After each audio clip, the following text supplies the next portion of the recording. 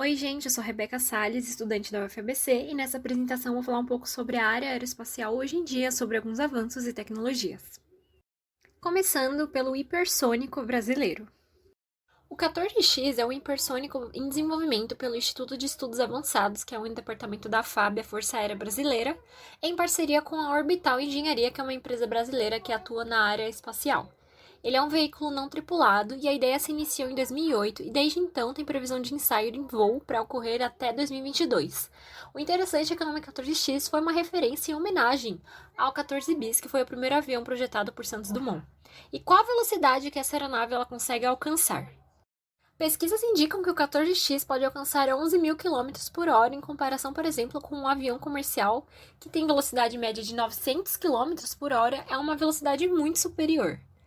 Muitos dos foguetes utilizam combustível líquido e oxigênio líquido para fazer a combustão que irá exercer essa força que vai retirar o foguete do chão.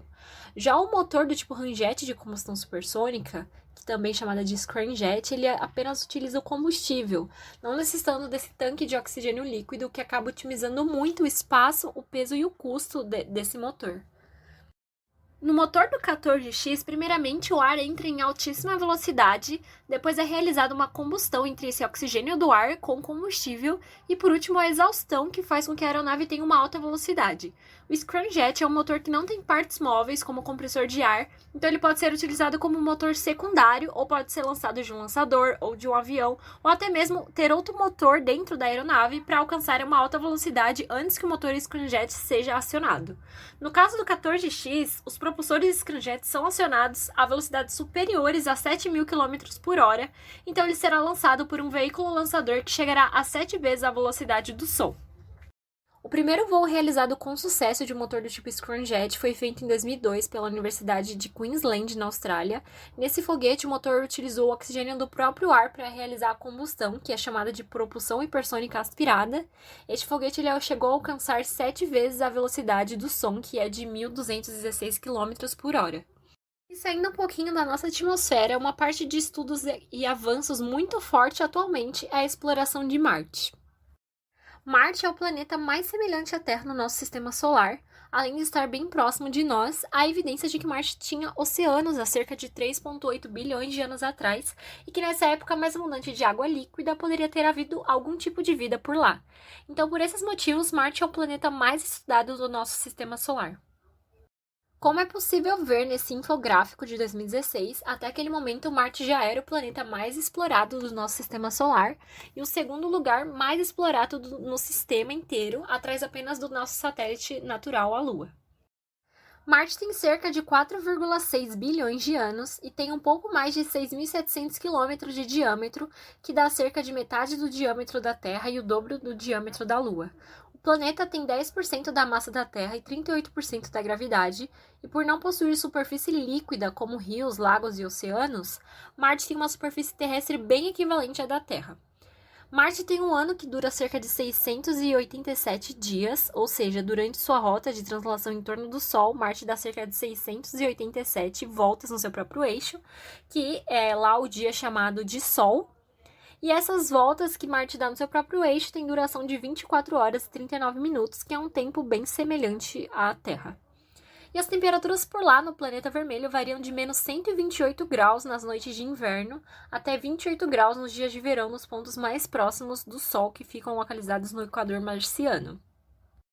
E a primeira sonda enviada a Marte que pôde transmitir imagens com sucesso foi a Mariner 4, que foi uma sonda lançada pela NASA em novembro de 1964, e em julho de 1965 foram feitas as primeiras imagens de Marte, que tinham o objetivo de realizar uma observação científica mais aproximada do planeta. A Mariner 4 retornou cerca de 5,2 milhões de bits em dados, incluindo 21 fotos, além de analisar dados de temperatura, campo magnético, pressão, entre outros. Alguns anos depois, em 1971, a União Soviética enviou as sondas Marte 2 e 3, onde a Marte 2 foi o primeiro objeto feito pelo homem a chegar à superfície marciana, mas ele acabou não fazendo uma boa entrada na atmosfera e colidiu com a superfície. Já a Marte 3 realizou um pouso suave, o que permitiu que a sonda enviasse cerca de 110 segundos de imagem, mas após 110 segundos falhou e não retornou mais imagens. E após algumas outras missões, em 1993 foi fundado o Programa de Exploração de Marte, e eu vou falar para vocês das 6 missões que estão em operação atualmente. Em 2001, o satélite Mars Odyssey foi lançado e chegou à sua órbita final em outubro do mesmo ano. Viagem essa que demorou 200 dias, e seu nome foi uma homenagem ao filme 2001, Uma Odisseia no Espaço. E seu principal objetivo é realizar imagens térmicas de Marte a fim de analisar a geologia marciana. E o Mars Reconnaissance Orbiter, que foi um satélite lançado em agosto de 2005, chega na sua órbita de Marte em 2006, e seu principal objetivo é a procura de evidências de água no passado de Marte, mapeando o território, como é possível ver nessa imagem mais à direita, né, uma imagem onde é possível ver que pode ter passado um rio entre essas duas montanhas, por exemplo. Um rover que está em operação atualmente é o Curiosity, que foi lançado em novembro de 2011 e chegou na superfície marciana em agosto de 2012. E até agora, comecinho de maio, ele está a 3.108 sols em Marte, né? 3.108 dias marcianos. E ele foi enviado com o principal objetivo de investigar a habitabilidade de Marte, procurando vestígios de vida microbiana que possa ter existido por lá. Já o satélite MAVEN, Mars Atmosphere and Volatile Evolution, foi lançado em novembro de 2013 e entrou em sua órbita final em torno de Marte em setembro de 2014. E orbitando Marte, ele estuda mudanças climáticas e o porquê do desaparecimento da água que existia por lá. E também estuda as camadas mais altas da atmosfera que podem ter a resposta para esse sumiço da água.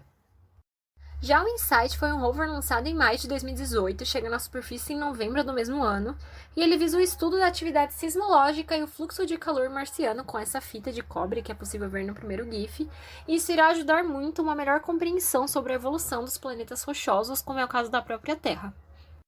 E o equipamento que iria analisar melhor a sismologia marciana é o DLR, apelidado de topeira, por penetrar o solo, mas infelizmente a topeira atingiu apenas cerca de 3 centímetros de profundidade e por falta de fricção ou por ter colidido com alguma rocha, ela não conseguiu terminar sua missão e agora, em janeiro desse ano, a missão do DLR foi encerrada.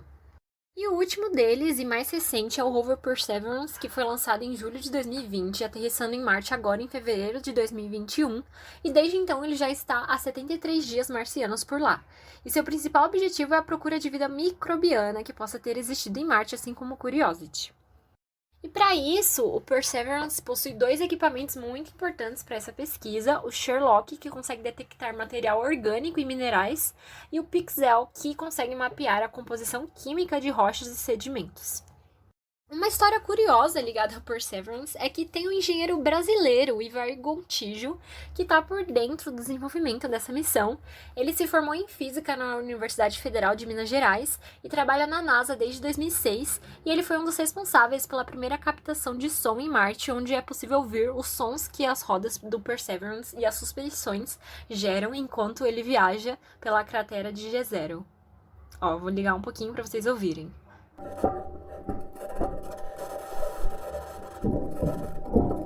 Enfim, muito legal.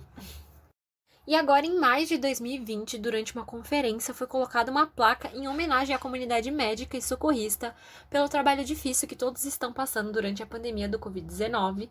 A placa foi colocada no aeroshell, que é a parte que protege o rover durante a entrada na atmosfera, e ela é ilustrada com o símbolo do bastão de Esculápio, que é utilizado para representar a comunidade médica.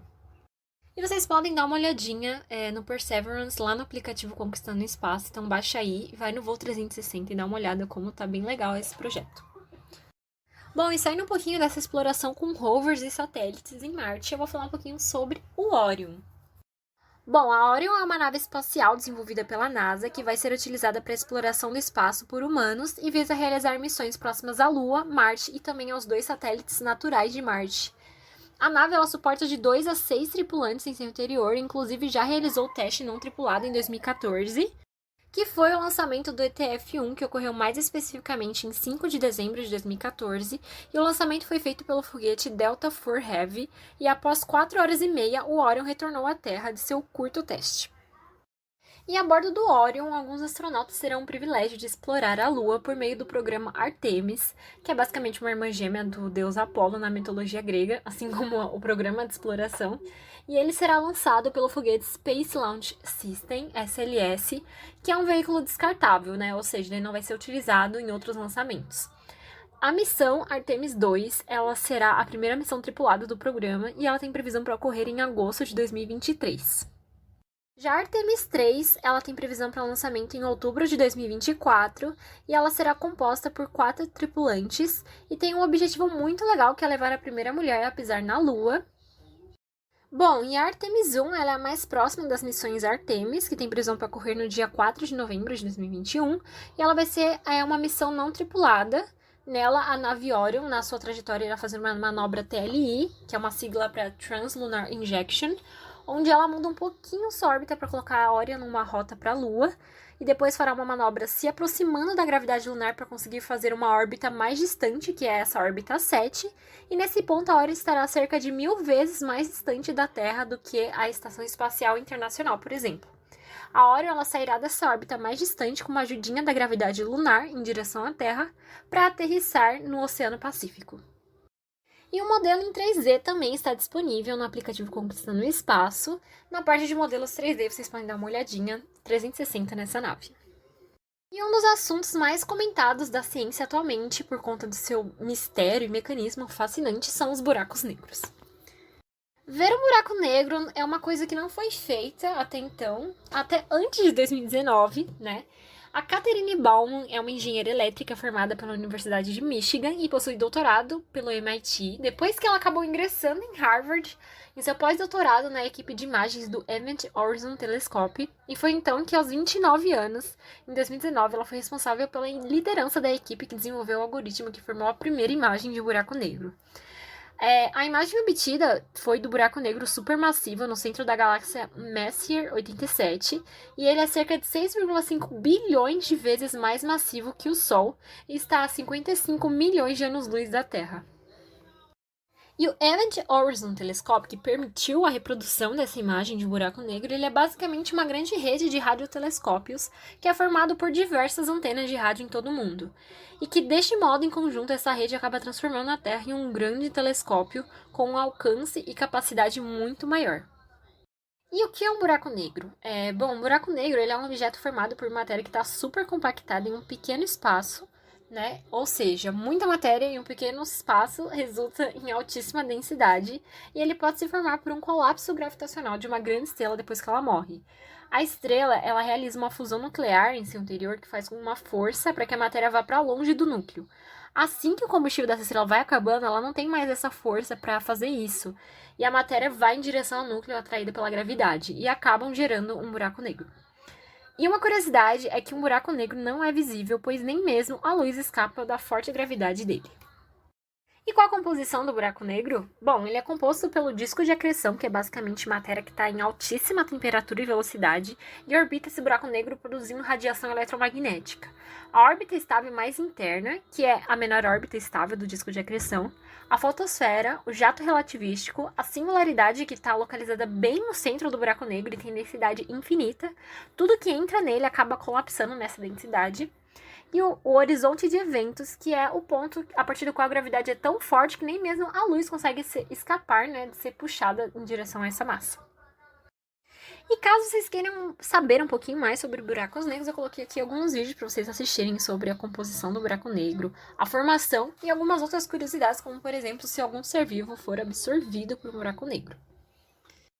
E agora, mais recentemente, no dia 24 de março de 2021, foi possível obter outra imagem do buraco negro no centro da galáxia Messier 87, onde é possível ver como se parece um buraco negro sobre luz polarizada, o que ajuda a entender como a galáxia Messier 87 é capaz de lançar jatos energéticos de seu núcleo.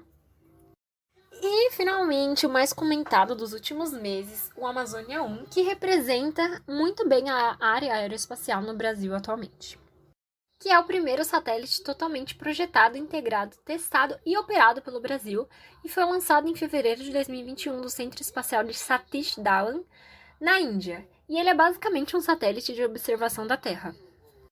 E com isso, o envio desse satélite visa combater o desmatamento, manter o monitoramento da costa litorânea, entre outras funções, como é possível ver pelas primeiras imagens registradas pelo Amazônia 1.